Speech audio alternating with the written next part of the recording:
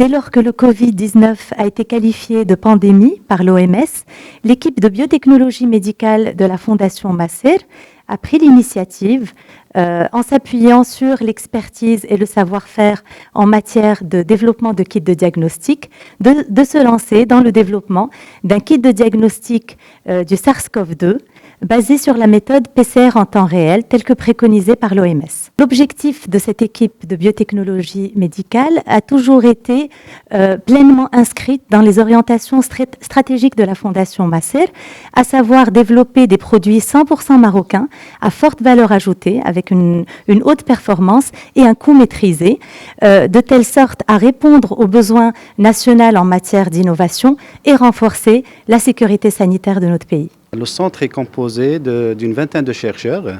On a une quinzaine de brevets, dont 7 à l'international. Et on a aussi une vingtaine de publications internationales. Le centre est certifié ISO 9001, OSAS 18001 et prépare ISO 17025.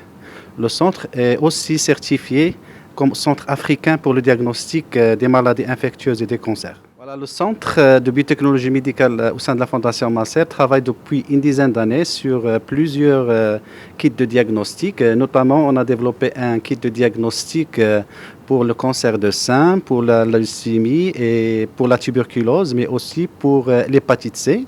Ces kits ont été validés à l'international par des laboratoires de référence. Et à cause de la pandémie Covid-19, le centre Masser s'est focalisé sur le développement d'un kit de diagnostic pour Covid-19. Ce kit se base sur la technique de PCR en temps réel, qui est la technique préconisée par l'Organisation mondiale de la santé. Et le test a été validé par plusieurs laboratoires au Maroc, notamment la gendarmerie royale, les phares, mais aussi le CHU de Casablanca, l'Institut d'hygiène. Et finalement, on l'a validé à l'international dans l'Institut Pasteur de Paris en France. En ce qui concerne le projet Covid-19, dès l'apparition et l'émergence de la pandémie à l'échelle mondiale, une prise de conscience a été faite au niveau de la Fondation du rôle important que pourrait jouer l'institution à apporter une solution qui soit efficace et effective en réponse aux besoins nationaux en termes de diagnostic. Donc le challenge, il était de développer en un temps relativement court un kit avec les performances internationales en comparaison avec ce qui existe sur le marché. Donc le développement, il a été réalisé, toutes les équipes ont été mobilisés à partir de la direction, les achats, la logistique, les plateaux techniques, les chercheurs. Et une fois que le test a été développé, on l'a soumis à une panoplie de tests, de validation à l'échelle nationale et à l'échelle internationale. Et toutes les validations, les évaluations, elles ont débouché à la même conclusion, c'est que le test est très sensible, très spécifique. Le projet Covid que je dirigeais consiste en le développement d'un test qui permet le diagnostic moléculaire de virus SARS-CoV-2 qui provoque la maladie Covid-19. Et c'est un test qui se base sur la méthode de biologie moléculaire très connue, qui est la PCR en temps réel, qui est une méthode connue par sa grande spécificité et sensibilité, et sa précision, bien sûr.